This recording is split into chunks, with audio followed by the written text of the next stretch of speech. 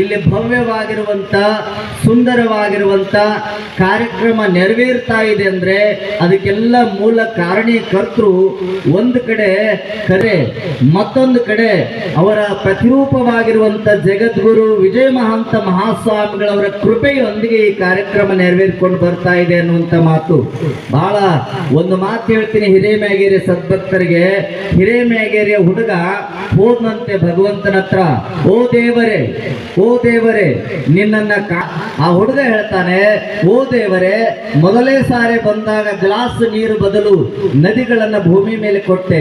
ಎರಡನೇ ಸಾರಿ ಬಂದಾಗ ಒಂದು ಹೂವ ಕೇಳಿದೆ, ಆ ಹೂವಿನ ಬದಲು ಭೂಮಿಯ ಮೇಲೆ ಹೂದೋಟಗಳನ್ನು ಕೊಟ್ಟೆ. ಮೂರನೇ ಸಾರಿ ನಾ ಬಂದಿನಲ್ಲ, ಮತ್ತೆ ಹೂ ಕೇಳುವುದಕ್ಕಾಗಿ ಅಲ್ಲ, ಮತ್ತೆ ನೀರು ಕೇಳುವುದಕ್ಕಾಗಿ ಅಲ್ಲ, ನಾನು ಏನನ್ನು ಕೇಳುವುದಕ್ಕಾಗಿ ನಿನ್ನ ಹತ್ರ ಬಂದೀನಿ ಅಂದ್ರೆ ನೀನೇ ಬಂದು ನಮ್ಮ ಊರೊಳಗೆ ಉಳಿಬೇಕು ಅಂತ ಕೇಳೋದಕ್ಕಾಗಿ ಬಂದೀನಿ ಅಂದ. ದೇವ್ರಂದ, ನೀನೊಬ್ಬವ ಬಂದು ಕೇಳ್ತೀಯಪ್ಪ, ನೀನು ಕೇಳಿದ್ರೆ ನಿನ್ನೊಂದಿಗೆ ನಿಮ್ಮೂರೊಳಗೆ ನಾವು ಉಳಿಬೇಕು ಅಂದ್ರ ನಿನ್ನಂತ ಸಾವಿರ ಸಾವಿರ ಊರುಗಳದಾವ, ನಿನ್ನಂತ ಸಾವಿರ ಸಾವಿರ ಅಲ್ಲ ಲಕ್ಷ ಲಕ್ಷ ಕೋಟಿ ಕೋಟಿ ಭಕ್ತರು ಬಂದು ಕೇಳಿ ನನಗೆ ಅವ್ರ ಊರೊಳಗೆ ಹೋಗಿರಾಕ ನಾನು ಕೋಟಿ ಇರುವಂತ ದೇಹವನ್ನು ಹೊತ್ತಿಲ್ಲ, ಲಕ್ಷ ಇರುವಂತ ದೇಹವನ್ನು ಹೊತ್ತಿಲ್ಲ, ನಂದು ಇರೋದು ಒಂದ ದೇಹ, ಅದಕ್ಕೆ ನಾನು ಬರೋದಿಲ್ಲ ನಿಮ್ಮೂರಿಗೆ. ನನ್ನ ಪರವಾಗಿ ಕರ್ಸಿದ್ದ ಶಿವಯೋಗಿಗಳನ್ನು ಕಳಿಸ್ತೀನಿ. ಕರ್ಸಿದ್ದ ಶಿವಯೋಗಿಗಳು ಹೋದ ನಂತರ ಯಾರಿ ಅಂತ ಕೇಳಿದ್ರೆ ಗುರುಮಹಂತ ಮಹಾಸ್ವಾಮಿಗಳನ್ನು ಕಳಿಸ್ತೇನೆ.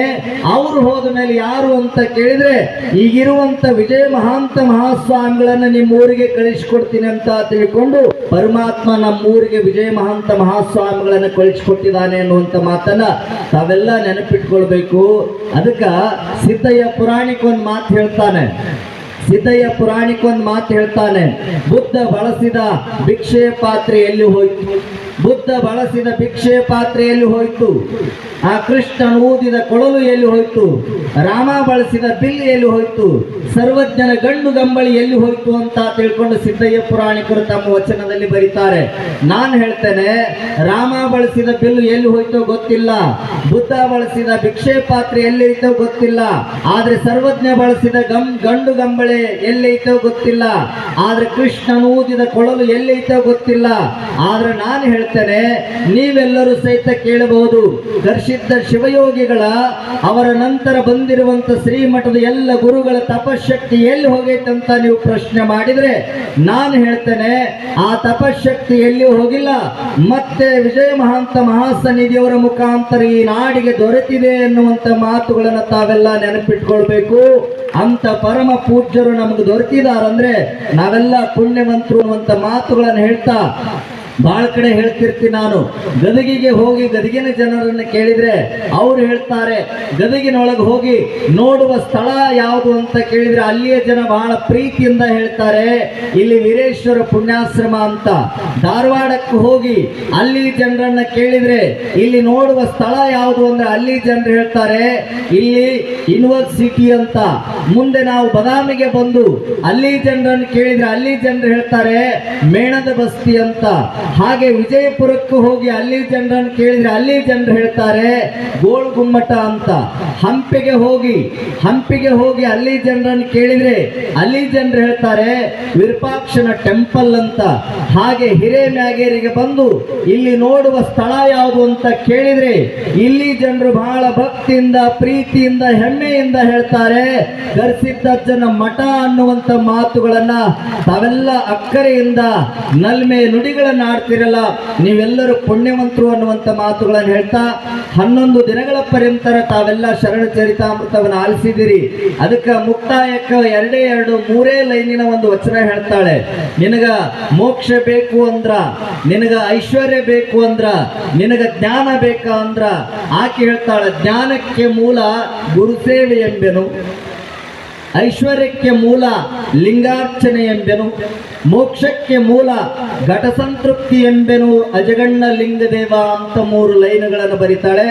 ಆ 3 ಲೈನಿನ ವಚನವನ್ನು ನಾವು ತಿಳ್ಕೊಂಡು ನಮಗೇನಾದ್ರೂ ಜ್ಞಾನ ಬೇಕು, ಆಧ್ಯಾತ್ಮದ ಜ್ಞಾನ ಇರಲಿ ಅಥವಾ ವಿಜ್ಞಾನದ ಜ್ಞಾನ ಇರಲಿ, ಆ ಜ್ಞಾನ ಬೇಕು ಅಂದ್ರೆ ನಾವು ಗುರುವಿನ ಸೇವಾ ಮಾಡಬೇಕು ಅನ್ನುವಂತ ಮಾತನ್ನು ಹೇಳ್ತಾಳೆ ಮುಕ್ತಾಯಕ್ಕ. ನಂತರ ಆಕೆ ಸಂಪತ್ತು ಬೇಕು ಅಂತ ತಿಳ್ಕೊಂಡು ಭೌತಿಕವಾದ ಸಂಪತ್ತಿಗೆ ನಿದ್ದೆ ನೀರಿಡಿಕೆಯನ್ನು ಬಿಟ್ಟು ಎಲ್ಲವನ್ನ ಬಿಟ್ಟು ಹಗಲಿರುಳು ದುಡಿಯುವ ಬದಲು ಆಕೆ ಹೇಳ್ತಾಳೆ, ನಿನಗೆಲ್ಲ ಸಂಪತ್ತು ಬೇಕು ಅಂದ್ರ ನೀ ದುಡಿಯಾಕ ಹೋಗಬೇಡ, ನಿಷ್ಠೆಯಿಂದ ಶ್ರದ್ಧಾ ಮನೋಭಾವದಿಂದ ಭಕ್ತಿಯಿಂದ ನೀನು ಲಿಂಗಾರ್ಚನೆಯನ್ನು ಮಾಡಿದರೆ ಸಾಕು, ನಿನಗೆ ಎಲ್ಲ ಸಂಪತ್ತು ಸಿಗುತ್ತೆ ಅನ್ನುವಂತ ಮಾತನ್ನ ಆಕೆ ಹೇಳ್ತಾಳೆ. ಮೋಕ್ಷ ಬೇಕು ಅಂದ್ರ ಕಾಶಿ ಹೋದ್ರೆ ಮೋಕ್ಷ ಬರುವುದಿಲ್ಲ, ರಾಮೇಶ್ವರಕ್ಕೆ ಹೋದ್ರೆ ಮೋಕ್ಷ ಬರೋದಿಲ್ಲ, ನಾವು 12 ಜ್ಯೋತಿರ್ಲಿಂಗಗಳನ್ನು ನೋಡಿ ಬಂದ್ರೆ ನಮಗೆ ಮೋಕ್ಷ ಬರೋದಿಲ್ಲ. ಮೋಕ್ಷ ಯಾವಾಗ ದೊರೀತದಂದ್ರ ಹಸಿದು ಬಂದವರಿಗೆ ಅನ್ನವನ್ನು ನೀಡಿದಾಗ ಮಾತ್ರ ಮೋಕ್ಷ ಅನ್ನುವಂತ ಮಾತನ್ನ ಮುಕ್ತಾಯಕ್ಕೆ ಹೇಳ್ತಾಳಂದ್ರೆ ಆ 3 ತತ್ವಗಳನ್ನು ನಮ್ಮ ಜೀವನದಲ್ಲಿ ಅಳವಡಿಸಿಕೊಂಡು ನಮ್ಮ ಬದುಕನ್ನ ಸಾರ್ಥಕ ಮಾಡಿಕೊಳ್ಳೋಣ ಅನ್ನುವಂತ ಮಾತುಗಳನ್ನು ಹೇಳ್ತಾ, ಜಗದ್ಗುರು ಮಹಾಸನ್ನಿಧಿಯವರನ್ನ ನೋಡಿದ್ರೆ ನಮಗೆ ಗೊತ್ತಾಗ್ತದೆ ಎಲ್ಲಿ ಅವರ ಮಠಗಳಿದಾವೆ, ಎಲ್ಲಿ ಅವರ ಮಠಗಳಿದಾವೆ. ಬಹಳ ಜನರು ಹೇಳ್ತಾರೆ ಭಾವೈಕ್ಯತೆ ಪೀಠ ಅಂದ್ರೆ ಈ ನಾಡಿನೊಳಗೆ 2 ಅಂತ ಹೇಳ್ತಾರೆ. ಒಂದು ಸಾವಳಗಿ ಶಿವಲಿಂಗೇಶ್ವರ ಪೀಠ, ಅದು ಭಾವೈಕ್ಯತೆ ಪೀಠ ಅಂತಾರ. ಮತ್ತೊಂದು ಸಿರಹಟ್ಟಿಯ ಫಕೀರೇಶ್ವರ ಮಠ, ಅದು ಭಾವೈಕ್ಯತೆ ಪೀಠ ಅಂತಾರ. ನಾನು ಹೇಳ್ತೀನಿ, ಕನ್ನಡ ನಾಡಿನೊಳಗ 2 ಭಾವೈಕ್ಯತೆ ಪೀಠಗಳಲ್ಲ, 3ನೆಯ ಭಾವೈಕ್ಯತೆ ಪೀಠ ಯಾವುದು ಅಂದ್ರೆ ಅದು ಕುದುರೆಮೋತಿ ಮೈಸೂರು ಸಂಸ್ಥಾನ ಮಠ, ಕುದುರೆಮೋತಿಯ ಜಗದ್ಗುರು ಪೀಠ, ಅದು 3ನೇ ಭಾವೈಕ್ಯತೆ ಪೀಠ ಅನ್ನುವಂತ ಮಾತುಗಳನ್ನ ತಾವೆಲ್ಲರೂ ಸ್ಪಷ್ಟವಾಗಿ ತಿಳ್ಕೊಳ್ಬೇಕು.